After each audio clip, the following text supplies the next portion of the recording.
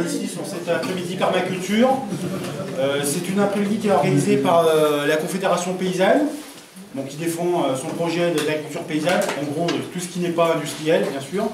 Et il s'est avéré qu'à travers l'ARDEAR, qui est une association qui est issue de la Conf, on voit beaucoup de jeunes qui veulent s'installer en permaculture. Et il nous est apparu utile de faire venir David, qui est installé depuis 2 ans en permaculture, en Bretagne, pour nous parler des possibilités qu'il y a, de nous parler de la technique de la permaculture, de s'installer vraiment comme agriculteur en permaculture. Voilà, je vous souhaite une bonne après-midi. Simplement, là, on a en gros 2 heures de conférence, et puis après, on pourra échanger les uns avec les autres. Et je vous dis de ne pas partir tout de suite, parce qu'après, on aura des messages à vous faire passer concernant un certain nombre de problématiques qu'il y a ici sur Rochefort. Voilà, à bientôt. Merci. Donc bonjour, moi c'est David, je viens de Bretagne, donc du sud Finistère à la frontière du Morbihan. Donc pour situer un petit peu géographiquement mon exploitation, je suis en bord de côte, je suis situé entre une rivière et une forêt, et donc je bénéficie d'un climat relativement clément, malgré que j'habite en Bretagne, donc il faut le voir ça aussi. Donc je vais vous parler un peu de la permaculture. Donc je ne sais pas aujourd'hui quelles sont vos attentes, vos besoins. Donc déjà, qu'est-ce que vous entendez tous par le mot permaculture? Donc ça va être un échange aujourd'hui, donc j'aimerais bien que vous dialoguiez avec moi, parce que le monologue, c'est pas mon truc. Et donc il ne faut pas hésiter à me poser des questions, qu'elles soient idiotes, pertinentes, ça m'est égal. Je réponds à tout, si je peux répondre forcément. Et donc n'hésitez pas. Donc je voulais savoir déjà, avant de commencer, qu'est-ce que vous entendez par le mot permaculture? Donc allez-y, n'hésitez pas. Non mais on a tous des idées sur la permaculture. Permanence, l'oasis, une sorte d'oasis. Ouais, c'est bien ça. Avec de la culture perméable, des lacs, des étangs, des espaces d'eau. D'accord. Rien La faire. permanence de la culture aussi. Permanence. C'est-à-dire que la culture, ça ne s'arrête pas sur le terrain. Ouais, voilà, c'est des cultures pérennes, on appelle ça. Voilà. Ouais, d'accord. Ça occupe le terrain tout le temps. Ok. Donc aujourd'hui, je pense qu'il y a une grosse partie des gens qui sont venus parce que la permaculture, ça fait penser à la culture sur but. Donc la permaculture, ce n'est pas que ça. Donc après, ça va être à chacun de vous d'aller voir un petit peu ce qu'il y a autour de ce mot-là. Mais aujourd'hui, on va parler, je pense, d'agriculture. Donc moi, je vais vous parler de ma technique d'agriculture en maraîchage biologique. Donc j'ai développé une technique qui s'inspire de la permaculture. Donc c'est de la culture en non-labour, sur but, avec compost de surface. Tout le monde me suit? J'ai été clair? Bon, c'est bon. Donc n'hésitez pas à intervenir aussi, je le répète souvent, pour me couper, pour m'interpeller sur des choses que je dis, donc il ne faut pas hésiter. Donc moi, ça fait 3 ans que je suis installé sur mon exploitation. Je me suis installé en avril 2013, sur 8 m² de terrain. Donc je possède 3 serres de 30 mètres chacune par 10, donc ça fait à peu près 900 m² de tunnel. Donc j'ai pris ça chez Richel, c'est un fournisseur français, et c'est bien de faire travailler les copains. Donc voilà. Après j'ai acheté une réserve d'eau, j'avais un forage déjà sur mon terrain. Donc j'ai acheté une réserve d'eau de 90 m3. Donc c'est une société qui s'appelle Abeco qui est en Vendée. Donc pareil, c'est français, c'est fabriqué en Vendée et autant en profiter, c'est à côté de chez soi. Et à l'issue de ça, je cultive mes légumes. Donc j'ai mis en place des designs en permaculture. Donc c'est des dessins qui interagissent en fait sur l'environnement. Donc en permaculture, on essaye de concevoir qu'il y a des points telluriques, des champs énergétiques terrestres. Donc après pour certains ça va peut-être pas parler, mais moi j'ai fait une formation de 10 jours en permaculture avec Steve Reed dans les Côtes d'Armor à l'UPP. Donc c'est l'Université populaire de permaculture. Donc là on est formé sur le sens large de la permaculture. Donc que ça soit au niveau humain, animal, végétal, environnemental, climat, maison, compagnie. Parce qu'on peut aller très loin.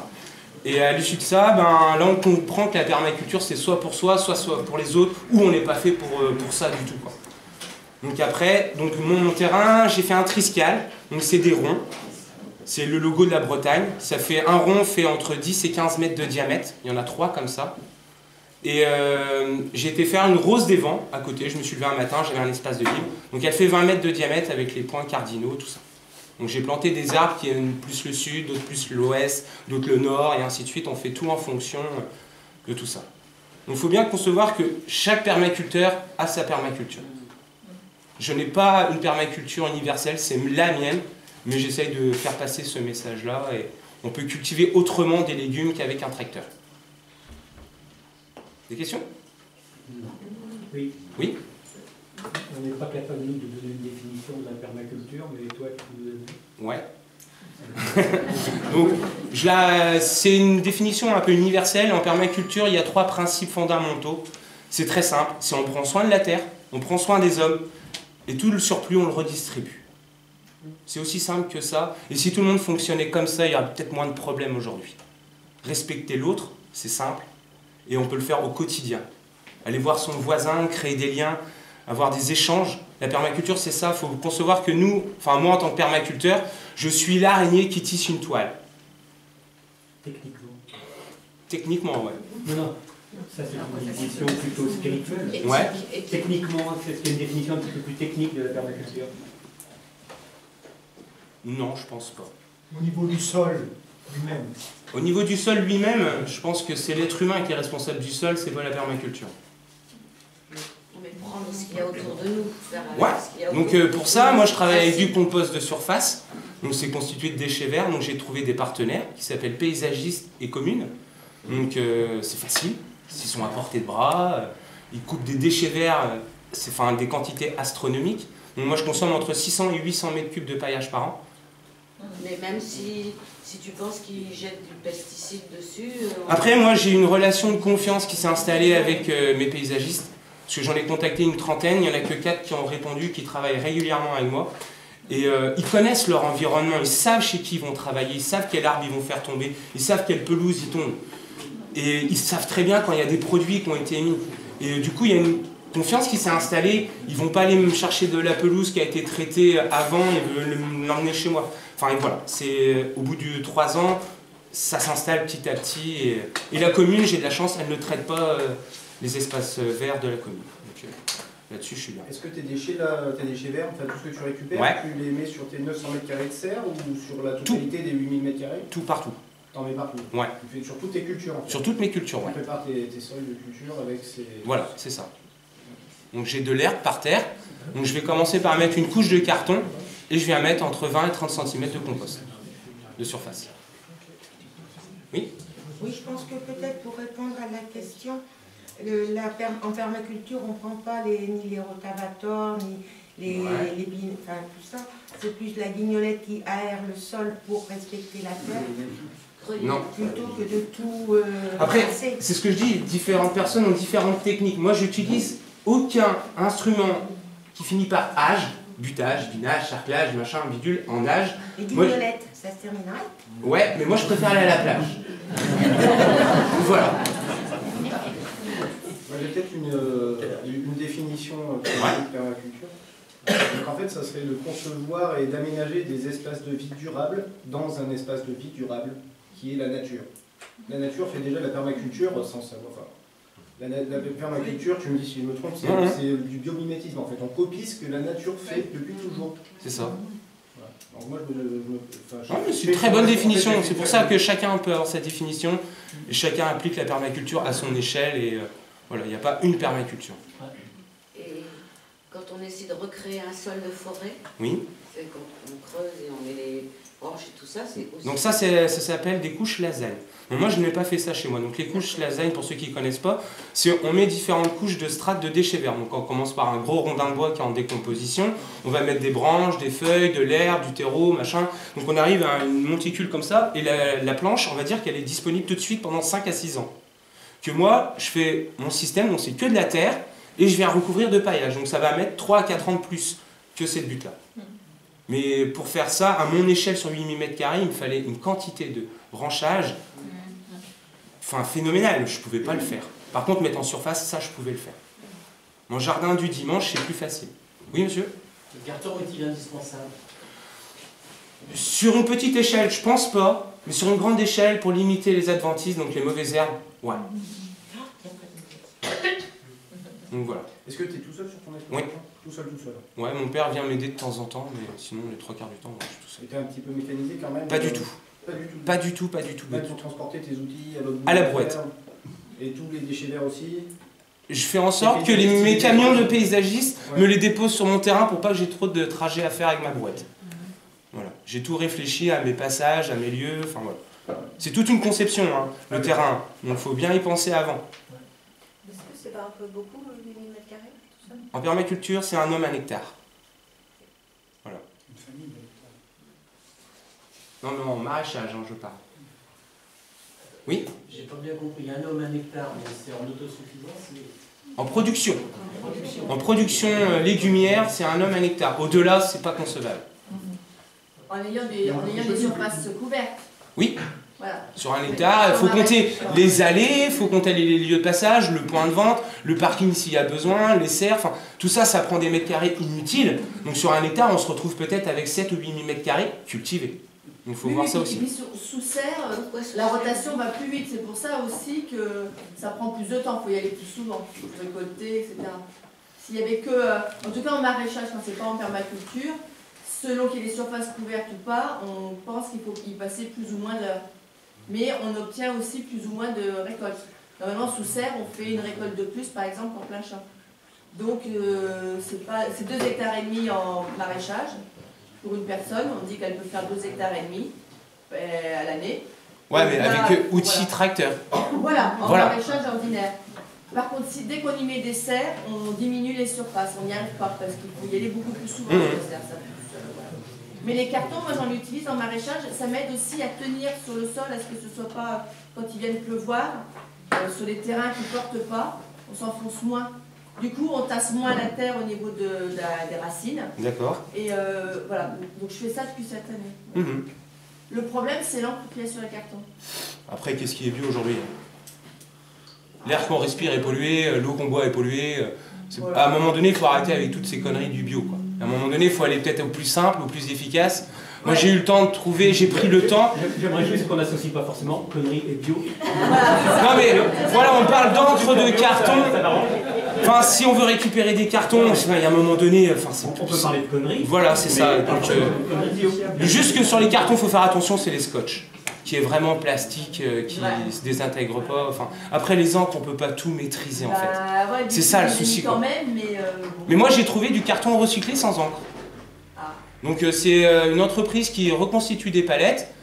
Donc ils ont des intercalaires de reconstitution de carton qui font 1,20 m par 80. Donc pour faire des planches de culture, c'est parfait. On va remplacer par des roseaux.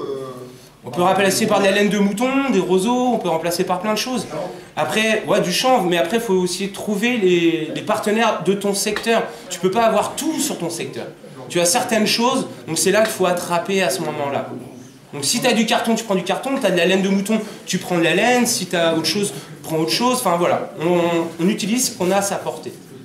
Il y a aussi des plaques isorèles qui après renseignement sont que du bois, qui est thermocompressé, haute chaleur, haute pression, ça crée un liant et ça fait les plaques qui ont l'impression qu'il y a de la colle, mais en fait il n'y a pas de colle. Il n'y a pas de colle du tout. C'est complètement naturel, c'est que du bois. Mais ça, j'en ai mis, mais à percer après pour mettre les plans. Ça va plutôt être dans les allées, ça va plutôt être dans les allées, ça se fait plutôt comme dans les allées ou en fond de lasagne. Dans les allées ouais, je vois ce que tu veux dire. Ouais. Parce que j'ai récupéré ça, ouais, c'est super bien, ça couvre bien, c'est super rigide. Tu vas mettre ton plan de salade dedans. À la cycloche. Ouais, c'est un peu ça. Ouais. Donc là, on parle de permaculture, mais pas forcément bio. Donc là, on va en parler un petit peu du bio, si vous voulez. Donc moi, j'ai choisi, c'est un choix personnel de ne pas prendre le label biologique. Parce que j'ai une route qui me sépare de mon voisin conventionnel. Et l'année dernière, il traitait son champ et moi aussi. Donc moi je traite mon champ, je mets la tonte de gazon pour apporter de l'azote, et lui il traite son champ avec des cartouches de gaz. Donc la relation elle est là, hein, je peux pas faire autrement, il est là, je suis là, et EcoCert m'a certifié que je pouvais utiliser le label. Donc j'ai demandé gentiment de remonter dans sa voiture et de repartir. Donc voilà. Donc c'est un choix vraiment personnel. Et puis enrichir un lobbying qui se met des sous dans les poches, je préfère donner peut-être 500 € à un autre label permaculturel, qui permet à un jeune de pouvoir s'installer, de financer un forage, de financer des serres. Ça me paraît plus écologique, durable, que de payer un éco-serre qui s'engraisse. Donc voilà, après c'est un choix de ma part. Il y a un business dans la certification bio. Incroyable quoi. Et moi le cahier des charges biologiques, je l'ai poussé beaucoup plus loin que ce qu'ils proposent eux. Donc après, voilà, c'est juste une éthique personnelle. Un label EcoCert, par exemple, il va être en concurrence avec un autre label, je n'ai pas en tête, mais un autre label France. Voilà. Et du coup, en fait, moi je connais une personne qui travaillait en interne, qui travaillait chez EcoCert. Et ils avaient la pression en fait de devoir faire le plus de clients possible. Voilà. Donc, non mais après, ils vont aller certifier du coup des gens. Je me remets en question le travail ou l'agriculture biologique. Il y a vraiment un côté business dans les labels AB. On le voit parce que maintenant on autorise 0,9% d'OGM dans le label AB et ça devient un label européen, c'est plus le label français. Voilà, ce que je veux dire, c'est pas, on va pas faire une polémique là-dessus, c'est pas le sujet, mais c'est dommage, moi je veux pas rester dans cette salle si j'entends que ça continue. Moi je suis producteur bio, sur une grande culture, c'est les modèles. Ah non, mais... Ce que je trouve extrêmement intéressant, la réflexion qu'il peut y avoir sur des modèles différents et sur la progression. Ouais. C'est pas la peine de se chier dans les boîtes, carrément. On le fait en permanence. Et partir faut savoir tolérer son voisin, quoi, partir sur la théorie du complot ou de la grande manipulation sur plein de choses. La permaculture, c'est quelque chose d'intéressant. C'est une technique. Et la question, effectivement, de la certification permaculturelle, ça, c'est une question intelligente. Délivrer les autres, ça sert à rien. Voilà. On est bien... Ça pose ça.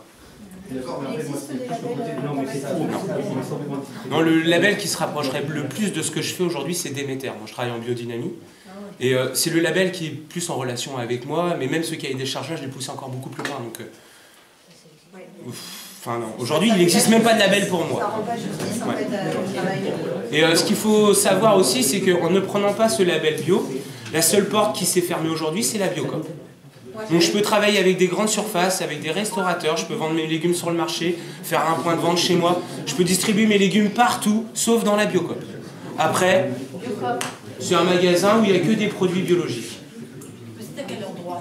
Moi je suis dans le sud Finistère, à côté de Lorient. À côté de Lorient. Voilà. Où exactement? Au Pouldu, à Cloire-Carnoët.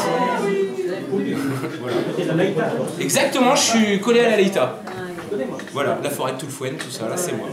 Donc voilà, des questions? Ce qui m'intéresse, c'est oui, la question de l'eau.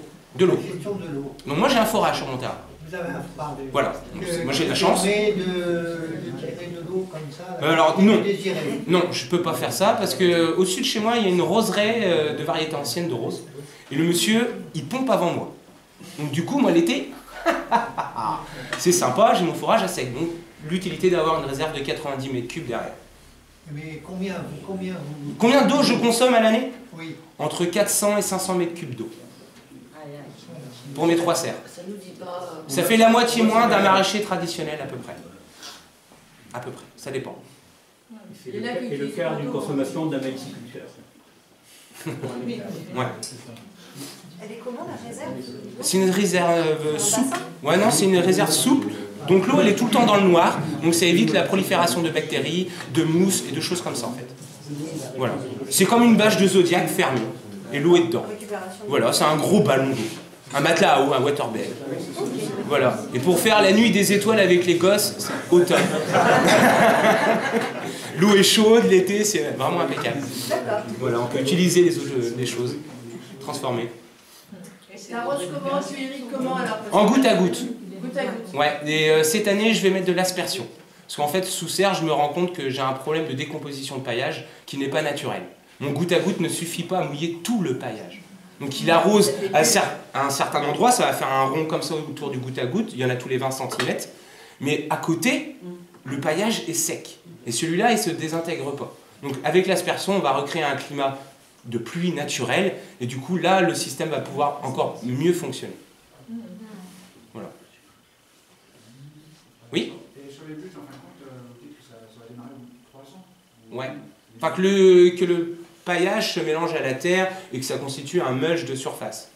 Cette période-là met entre 3 et 5 ans, suivant ce que tu mets, suivant comment ça se trouve. Chaque territoire a ses spécificités. Donc il y a quand même des petites productions pendant ces 3 ans. Ah oui, non, mais il y a de la production, il n'y a pas de problème. Hein. On met un peu d'herbe sur une surface, on peut faire pousser n'importe quoi. Hein. Et après, il y a une traction animale ou... Non, pas du tout. Non, non. Parce que j'ai vu sur la ferme du Bec-Élan, en Normandie, ouais. Oui, j'avais vu, il disait avec 1000 ou 1300 mètres carrés, il faisait un emploi à plein temps de maraîchage. Ouais. Peut-être les bons revenus, il faut passer, tout ça. Et je me ça. entre 8000 et 1300, c'est pas encore exactement la même chose tout à notre permaculture également. Il y a plusieurs façons. Moi, je veux bien voir hein, une personne tout seule sur 1300 m², est-ce qu'elle se fait réellement un salaire? Je demande à voir. Après, il faut concevoir qu'au Bec et Loin, excuse-moi, au Bec et Loin, ils sont énormément à venir en permanence travailler. Et du coup, ils se retrouvent avec énormément de stagiaires, de bénévoles, tout ça. Donc, du coup, c'est facile de faire des choses comme ça sur l'année. Mais une personne toute seule... En fait, c'est pris en compte dans les études, le fait des stagiaires. Ouais, et il n'y a vraiment que le travail des maraîchers qui sont deux. Enfin, moi, j'y étais pendant 7 mois au Bec et Loin, donc je sais comment ça fonctionne. Et ce point est souvent soulevé. Il y a des gens qui viennent en stage et qui disent « Oui, mais si vous n'aviez pas vos stagiaires, vous n'arriveriez pas à faire fonctionner la ferme. » Si, mais différemment. En fait, ils sont ces trois structures en une. En fait, ils ont le maraîchage, ils ont la formation et ils ont le centre de documentation qui sert aussi de support technique pour les études de l'INRA et de l'AgroParisTech. Et donc, ils sont vraiment suivis en interne. C'est vraiment, c'est même pas 1300 m², c'est moins que ça. C'est 671 m² font un salaire pour un employé. Enfin, voilà, un salarié avec 671 m². Sur le modèle de la ferme du Bec et Loin. Voilà. Il faut bien rester, c'est le contexte, la permaculture, c'est contextuel. Eux, ils arrivent à faire sur 671 m² un salaire. Depuis 4 ans, ils embauchent 2 personnes par an. Ça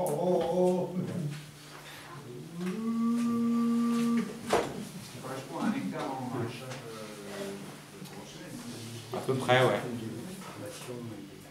Oui. Est-ce que vous avez un salaire? Ah, question du salaire. Qu'est-ce qu'on appelle salaire aujourd'hui? C'est quoi? C'est toucher à un SMIC ou subvenir à ses besoins? Subvenir à mes besoins? Oui. Voilà, je pense que la réponse est là. Quels sont tes besoins? Quels sont nos besoins? Donc moi, quand j'ai décidé de m'installer, j'ai fait un listing tout con sur une feuille. Ça, j'ai besoin, ça, j'ai pas besoin, ça, j'ai pas besoin. Et bien, bêtement, on fait vite des économies. C'est un truc de dingue. On se rend vite compte qu'on n'a pas besoin de certaines choses. Et du coup, mes besoins ont diminué et je me suis permis de gagner plus d'argent en ayant moins de besoins. C'est fou, quoi. La permaculture. Oui?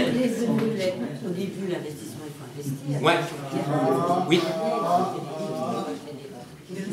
Donc, pour l'investissement, j'en ai eu pour 30 000 €. Donc, entre l'achat de mes serres, ma réserve d'eau, l'achat de semences et de plants et d'arbres pour la première année, la mini-pelle pour faire mes buts. Qu'est-ce que j'ai eu d'autre? J'ai pris 3 000 € de trésorerie pour commencer. Les terres, c'est à moi. L'eau, le forage était déjà existant. Et c'est à peu près tout. J'ai fait le tour. Et le matao, ouais, j'ai compté devant la réserve. Donc celle-là, il y en a pour 3 000 €. Les serres, 12 000. Pourquoi un choix sous le tunnel? Parce qu'en Bretagne, on va dire qu'il y a un taux de pourcentage d'humidité important. Il pleut pas, ce n'est pas vrai. Dites-vous qu'en Bretagne, à Lorient, il pleut autant qu'à Biarritz. C'est juste la couverture nuageuse qui change. On a des nuances de grès, mais on en a 50. Hein. Non, mais faire de la tomate en Bretagne, c'est compliqué. Dehors, c'est pas facile. Moi, je cultive, je sais pas, peut-être 300 à 500 pieds de tomates. Si je perds tous mes pieds de tomates dehors parce qu'elles ont une mildiou, ça va vraiment m'emmerder. Hein. Et les poivrons, c'est piments, les melons, enfin, toutes ces choses-là, on ne peut pas les mettre dehors en Bretagne. C'est pas possible. Donc sans tunnel en Bretagne, c'est compliqué de faire des cultures.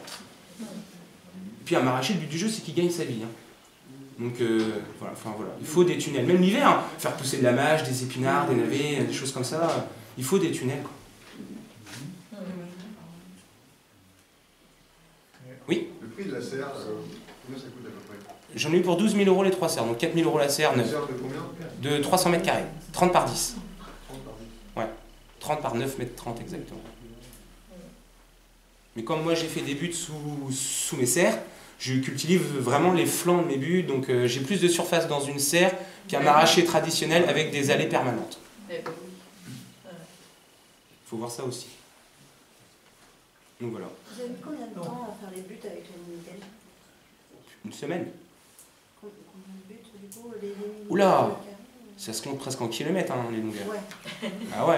Ouais, c'est énorme. Un rond déjà du Triskel, il fait 20 mètres de diamètre et il y a 4 serpentins dedans. Sur une butte de 1,50 m à peu près de large sur 80 cm d'eau. Donc il y a 3 ronds comme ça. Après j'ai fait beaucoup de planches permanentes en non-labour, donc sans faire de but, parce que j'en avais marre de creuser aussi. Et, parce que l'objectif c'était de devenir formateur, donc si je sais pas faire une butte de mes mains, c'est compliqué. Donc je me suis amusé à faire toute la deuxième serre tout seul. Donc à la journée c'était 30 mètres. Donc voilà, je faisais une allée, je creusais juste l'allée. J'avais pas fait les buts. Hein. Donc à la pioche, parce que je suis sur une zone granitique, donc j'ai cultivé des minières en même temps. Donc c'était du grand délire à la barre à mine, c'était sympa. Donc voilà. Donc c'est à faire aussi. Et alors, donc comment tu les entretiens, les 4 saisons? Comment j'entretiens quoi? Bah, l'hiver, là, ouais. t'as plus rien qui pousse. Pourquoi? Sauf sous tes tunnels. En fait, la même chose. Bah, si, dehors, j'ai plein de choses qui poussent, moi. Bah oui, mais quand tu n'as pas de tunnel, oui. Qu'est-ce qui se passe l'hiver? Pour toi, ça pousse toute l'année? Ouais, sous les serres, ouais, mais dehors, ça pousse aussi toute l'année. Bah, dehors, j'ai des choux, j'ai de la mâche, j'ai des épinards, j'ai des oignons, j'ai des poireaux, j'ai des navets, enfin... J'ai des fèves, qu'est-ce que j'ai d'autre? J'ai encore des courges, j'ai des aromatiques, j'ai des médicinales, j'ai des fruits. Donc la terre ne se repose pas du tout? Dans la nature, elle ne se repose jamais. Dans la nature, il n'y a pas non plus d'exportation, enfin de prélèvement à ce point-là. Donc quand tu es sur un mode de production, tu exportes quand même un petit peu de matière oui. que tu vends. Ouais. C'est pas tout à fait le même équilibre que dans la nature. Mais moi, je fais des apports de matière organique. Voilà, donc il y a un équilibre qui se fait, quoi. Mais par rapport au repos de la terre, c'est vrai qu'il y a cette image un peu d'épinal du repos de la terre. Ouais. Effectivement, quand on pratique de l'exploitation, c'est ça, ouais. Pardon de dire le mot, on peut l'appeler comme ça. Effectivement, ce que tu ramènes comme matière organique, c'est uniquement du paillage, ouais. Aucun autre apport extérieur que paillage. Et en équilibre, des équilibres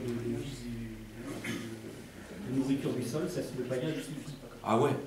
Comment tu faisais tes buts? Tu as juste parlé des lasagnes et puis tes buts à toi? Alors mes buts à moi, j'ai creusé des allées. La terre des allées, je suis arrivé à la terre jaune.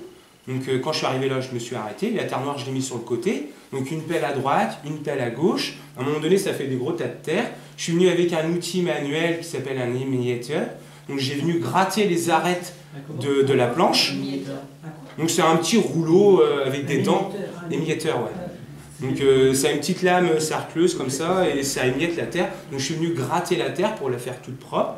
Et ça fait un gros dôme comme ça. Donc puis, on met du paillage dessus. C'est l'argile, c'est quoi?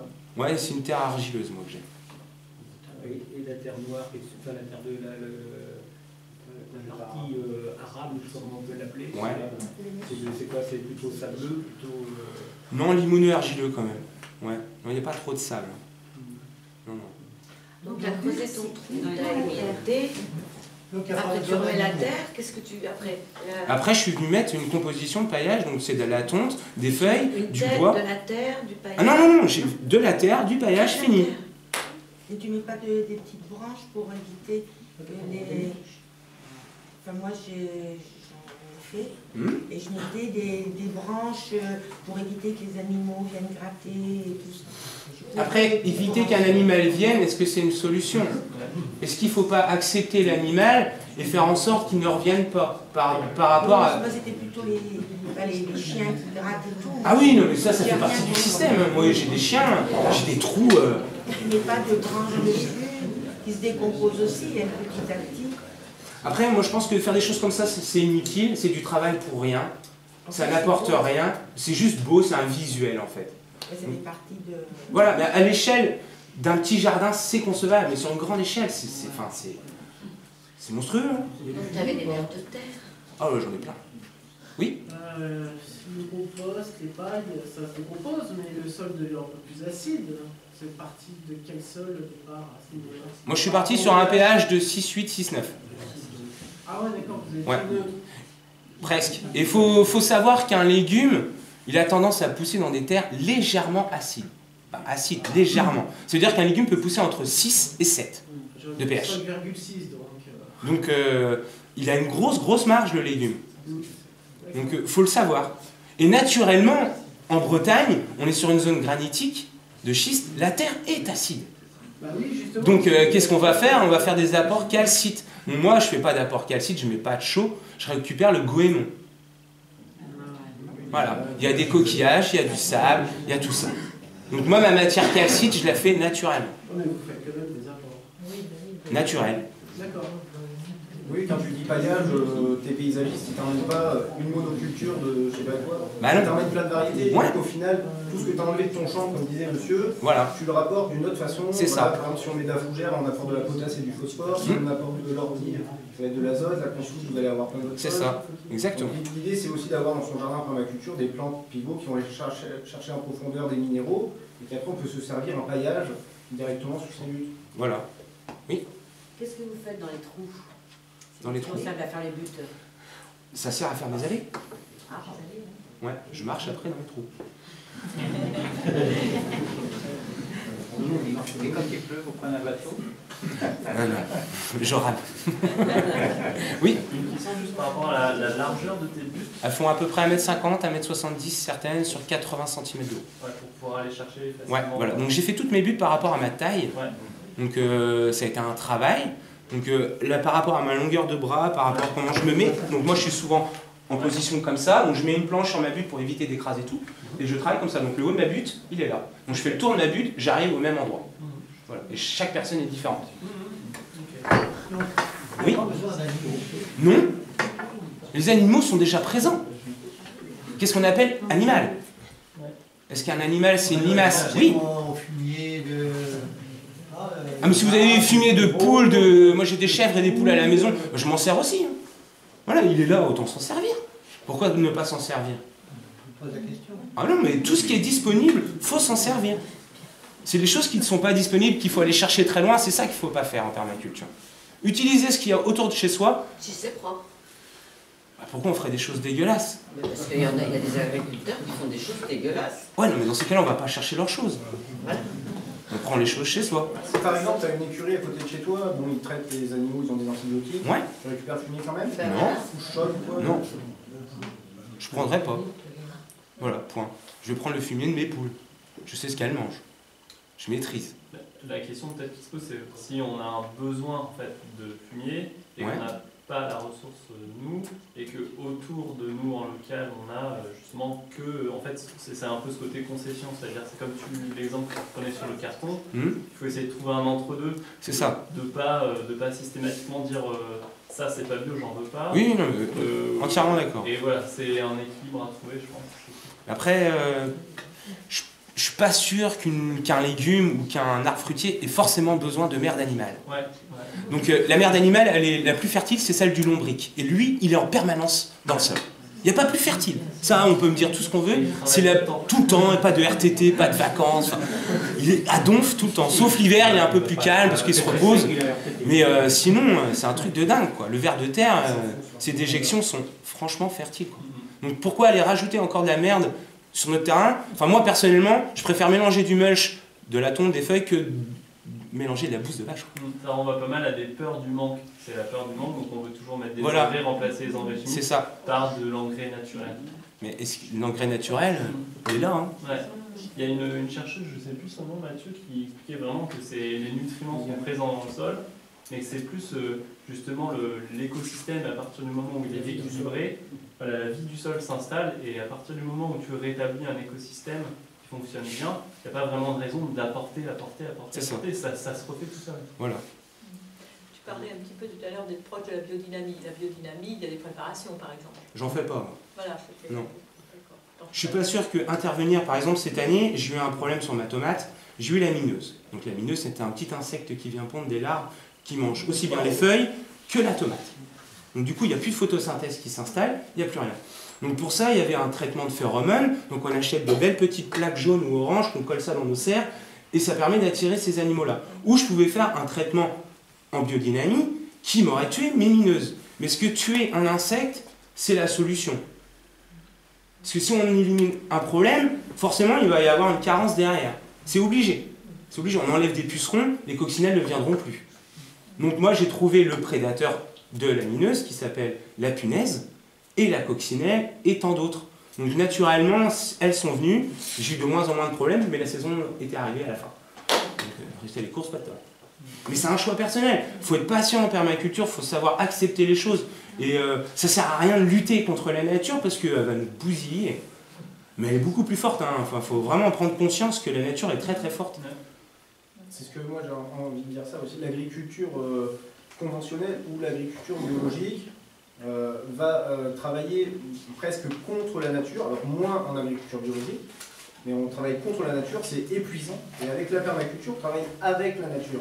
Et là, du coup, bah, c'est beaucoup moins fatigant. Ouais, enfin, quand t'as des ratés comme ça... Peut-être au départ. Après, c'est sûr que pour s'y rattraper financièrement... Bah, c'est même pas une question de financier, là, à ce niveau-là. C'est vraiment une question de prendre sur soi-même et d'accepter. Et tout le travail que tu as fait qui tombe... Parce que la première année, j'ai eu le dorifort. Alors lui, extra, lui, hein. Pomme de terre, ratiboisée. Donc là... je découvrais un petit peu, j'ai fait mon petit purin de fougère, ça marche très très bien, et je voyais les dorifores carrément sur le dos, quoi. Ouais, cool, j'ai plus de dorifores. Mais le prédateur du dorifort n'était pas là. Et là, aujourd'hui, cette année, j'ai eu un peu de dorifores, mais toutes mes cultures de pommes de terre n'ont pas été ravagées pour autant. C'est quoi le prédateur du dorifort? Les oiseaux, la coccinelle, un peu de carabe, voilà. Et l'homme quand il les ramasse. Ouais. On peut faire des concours avec les enfants, celui qui ramasse le plus de dorifores. En fait, il faut faire de la surveillance. Je ne suis pas d'accord avec monsieur par rapport au bio. En bio, on a des traitements pour le dorifort, mais moi, ce que je faisais, c'est que j'y allais tous les jours et je regardais et je les ramassais. Et voilà, j'ai ramassé tous. Et bon, par contre, je l'ai tué. Hein. Et avec un vice particulier, j'ai tué sur la route parce que comme ça, ce que j'avais loupé, j'espérais toujours qu'il y ait une voiture. Voilà. Mais bon. Mais sinon, oui, on avait étudié un système avec un collègue pour les ramasser avec les souffleurs qu'on a sur les semoirs pour pouvoir souffler, pour qu'ils tombent dans des gouttières et les donner aux poules ensuite. Est-ce que vous avez des poules dans vos parcelles? Parce que je vais en mettre avec mes... Donc je me suis aperçu au début, ouais, on va mettre des poules comme tout le monde dit, des canards mangeurs de limaces, waouh, waouh, super. Mais en fait, c'est vraiment un bordel monstre. Parce qu'ils s'amusent à gratter le paillage parce que des limaces, il y en a partout. Et quand ils grattent le paillage, ils enlèvent la mode de salade, la mode d'épinard, l'oignon, le machin. Et là, on se retrouve, oh mon Dieu! Et là, on a passé presque une demi-journée à planter 1300 pieds de mâche. Et t'as la moitié qui est partie. Non, c'est terminé, les poules, c'est dans votre cage. Et les canards? Non, non plus, non. C'est pareil? Ouais, c'est pareil, c'est la grosse connerie en fait. Hein. À l'échelle du dimanche, un potager pour une petite famille, c'est gérable. Mais sur une grande échelle, c'est pas gérable. Déjà installés, en fait, pas des jeunes pousses. Non. Même sur le verger, parce que quand même... Ça... Ouais, mais ça gratte, ça enlève tout le paillage. Enfin, c'est désagréable. Après, la terre est à nu, faut remettre le paillage, faut... C'est du travail, quoi. Et moi, je pense comme un feignant tout le temps. Donc, moins de choses que je fais, mieux je me porte. Ah bah là, je suis d'accord. Donc, voilà. Est-ce que tu sais de la luzerne, ce genre de... Pas encore. Pas encore. Ça va se faire? Ouais, cette année, je vais faire association pommes de terre lin. Apparemment, le lin repulse les dorifores sans les tuer. Donc voilà, je vais faire ça cette année. Je vais essayer de créer plus d'associations culturelles. J'en fais beaucoup déjà, mais aller beaucoup plus dedans. Quelles sont les associations que tu fais déjà, alors? Au niveau de mes fruitiers, je travaille beaucoup avec de l'ail, des capucines, des choses comme ça. Après, je travaille beaucoup avec la consoude, donc j'essaye de mettre des plants de consoude un peu partout. Donc c'est l'impériale de Russie, c'est celle qui ne se propage pas. Donc c'est plus facile à canaliser. Après, j'essaye d'éviter certaines familles de légumes qui ne peuvent pas se voir. Donc après, il y a une gestion holistique un peu des légumes. Donc on peut communiquer avec ces plantes par rapport au champ énergétique. Donc leur demander de tolérer telle ou telle famille de légumes. Donc après, c'est tout un travail en harmonie avec son système qui doit être mis en place au quotidien. Donc après, pour moi, je pense que chaque territoire a ses associations légumières.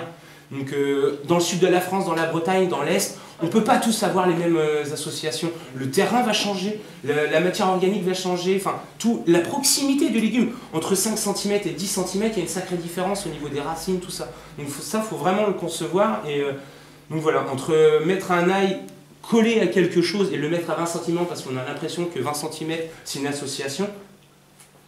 Voilà, parce que dans les bouquins on marque association culturelle mais on ne met pas de distance d'intervalle, on ne met pas de combien de machin, on ne met rien. Donc je sais pas. Et les arbres fruitiers tu les mets aussi sur des buts? Non. Non, non, ils sont déjà assez hauts comme ça. Là il aurait mis au pied. Ouais, au pied, voilà. Du souci de... Ouais, oui. Votre formation? Oui, alors j'ai fait une formation d'1 an en maraîchage biologique avec la Chambre d'agriculture du Morbihan. Donc ça me paraît essentiel pour celui qui veut s'installer en tant que maraîcher en permaculture ou autre. Donc planter des légumes, c'est un savoir, ça ne s'en prend pas, je pense, dans les bouquins ou sur internet, à part vraiment d'être autodidacte et d'avoir un cerveau et un QI vraiment important, parce qu'il y a vraiment énormément de données à gérer, que ce soit les cultures, les densités, les récoltes, la mise en vente, la gestion de l'entreprise. S'il n'y a pas de gestion, il n'y a pas d'entreprise, et ça à l'école on est formé là-dessus aussi. Ça nous permet de voir aussi différentes choses que le maraîchage. On va voir un petit peu d'élevage porcin, bovin, de lapins, de autres. Et du coup, on a une ouverture un peu plus large au niveau de l'agriculture. Et ça, c'est important de pouvoir se mélanger aussi, quoi. Je ne sais pas si j'ai bien répondu. Oui ? Peut-être on peut rajouter l'observation aussi. C'est essentiel. Si on n'observe pas ce qui se passe, il y aura un moment donné, il va y avoir un problème. C'est comme pour soi... Je parlais avec un monsieur tout à l'heure à table, c'est que je disais que moi je mange quand j'ai faim. Je ne vais pas aller manger quand j'ai pas faim. Enfin, écouter son corps, c'est quand même important. Et en s'écoutant soi, on écoute les autres, on écoute les légumes, on écoute les plantes, on écoute les arbres, et on prend vraiment conscience de l'harmonie qui nous entoure, et ça c'est vraiment essentiel. Oui ? Pour continuer sur la formation à la Chambre d'agriculture, on va rester dans la grande famille. Ouais. L'installation, après le métier, actuellement ton statut Moi je suis chef d'exploitation à titre principal, donc je n'ai pas la surface minimum d'installation. Voilà. Donc il faut une demi-SMI, donc c'est voilà, la surface minimum d'installation. Dans le Finistère, c'est 1,25 hectare. Donc moi je suis en dessous d'1 hectare.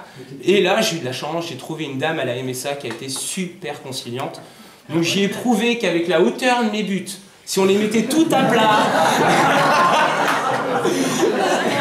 Donc je suis arrivé avec mon grand format A3 design en permaculture avec toutes mes buttes, machin. Donc on a tout mesuré, calculé, et il s'est avéré que j'avais la surface avec le quotient dessert, j'ai ma surface. Voilà.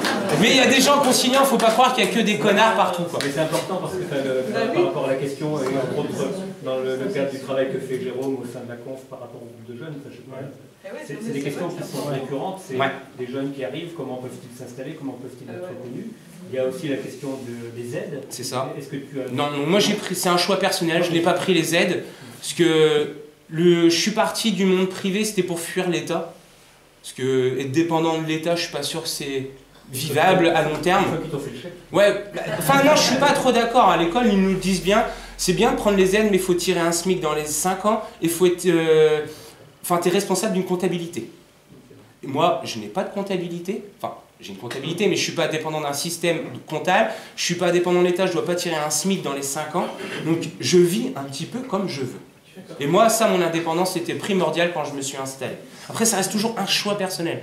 Chacun a son choix, chacun a son territoire, il y en a certains qui vont avoir besoin des aides. Moi, j'ai pu subvenir à mon projet avec un financement seul, ça j'ai eu de la chance, mais d'autres ne pourront pas, ils vont être obligés d'aller voir une banque, enfin voilà, chacun a son truc. La terre aussi, l'achat de la terre, c'est important, le foncier. Et c'est pas facile de trouver du foncier. Cette terre, vous l'avez achetée, non? Non, c'est à... Ouais, c'est à nous. C'est à moi et à ma femme. Donc voilà. Après, moi je suis dans une région qui s'appelle la Bretagne, et en Bretagne, il y a quand même pas mal de terres accessibles. C'est une région agricole et il y a beaucoup de petites parcelles parce qu'il y a encore pas mal de petits bocages. Donc on peut trouver très vite 1, 2, 3 hectares facilement. Pas évident, parce que les Bretons... Pardon.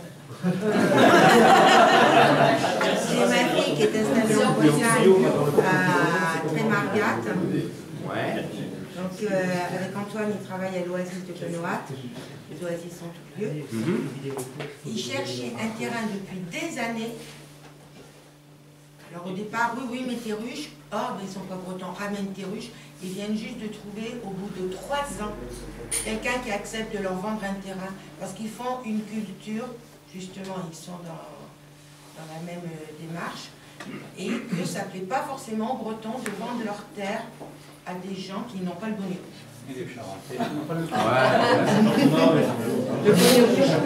Non, mais je pense que c'est juste une question de le vouloir. Celui qui veut vraiment de la terre, qui veut s'installer, qui se donne les moyens, il aura les moyens. Et la chance, elle ne vient pas frapper derrière ton dos. Hein. C'est toi qui te l'as créé, la chance. Donc si on avance, on va devant soi et pas derrière. Si on veut vraiment de la terre, on l'a la terre. Après, il faut savoir, les gens aujourd'hui n'ont plus de mobilité, les gens ne veulent plus bouger, ils habitent dans un endroit, je veux ça tout de suite. C'est pas possible, ça marche pas comme ça, quoi. Pas du tout ça. Mais non, mais il y a beaucoup de... Moi, j'en vois qui viennent à la maison, on trouve pas de terre. Mais tu fais quoi pour trouver de la terre? Quelle démarche tu as entrepris? Est-ce que tu as contacté la SAFER? Est-ce que tu as été voir des communes? Enfin, il y a tellement de possibilités. Il n'y a pas qu'un territoire. La planète est grande, hein. Tu étais breton à la base? Non. Non. Ben voilà. Je suis vendéen. Je suis entre les deux, entre la Charente et la Bretagne. Tu as été bien accepté? Ouais, ça va, ma femme est bretonne. Voilà. Et comment je veux dire, comment tu vis les rapports avec les agriculteurs conventionnels? Je les vis pas. Pesticides. Bah moi je suis dans une politique de non-violence, de non-agressivité, donc quand je les vois, je leur dis bonjour. Mais ça ne va pas plus loin.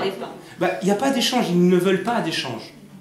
Moi j'ai essayé de faire de l'échange, je suis là pour de l'échange, pour leur montrer ce que je fais. Déjà j'ai récupéré la terre où je travaille aujourd'hui. C'était là un agriculteur qui cultivait du maïs et du blé. Il m'a certifié que je ne pourrais pas cultiver un légume parce que ma terre est trop argileuse. Oui. Quand il passe tous les jours devant mon champ,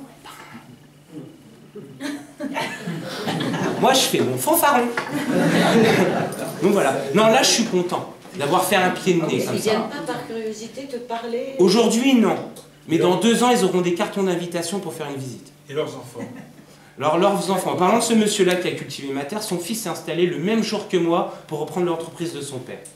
Il a fait exactement la même formation que moi dans la même école. Il n'a rien changé. Mais pourquoi? Parce que c'est une mentalité. C'est un changement qui est en train de se mettre en place. On va dire que 90% des jeunes installés comme moi en maraîchage ne sont pas du tout de la filière agricole. Il n'y en a aucun qui est fils d'agriculteur. Aucun. On est tous de milieux différents qui veulent faire un changement de société, tout simplement. Eux, ils n'ont pas encore eu ce changement de société. Mais ça va venir. Ça va venir. Il faut être patient. Justement, par rapport à ton environnement professionnel, la Bretagne, dans le Haut-Côté en particulier, il y a pas mal de producteurs maraîchers qui sont structurés. Je pense aux filières bio, pardon. Ouais. Tu as la PFLBB, tu as BioBraise, oui. Colcos, des associations comme ça. Tu les côtoies, tu travailles un petit peu, ouais. On va sur des forums avec les faucheurs d'OGM et compagnie, on essaye de militer. Mais après, ça reste toujours avec une petite échelle, une minorité. Et ces gens-là n'ont très peu de pouvoir. En dehors du pouvoir, ils sont... organisés? Ouais, ils sont organisés, ils ont une bonne structure, ils ont des réseaux, mais c'est toujours les mêmes qui ont ces réseaux-là, quoi. D'aller démarcher un grand producteur de céréales, ça va être compliqué. C'était pas ça ma question, c'était toi, ta relation avec ces gens qui sont déjà en marge des grands... Ouais, bah, je suis en relation avec eux régulièrement, quoi. On fait des forums, 2-3 fois par an on se réunit, enfin voilà. L'approvisionnement sur les semences, c'était autonome par rapport à ça? Non, pas du tout. Non,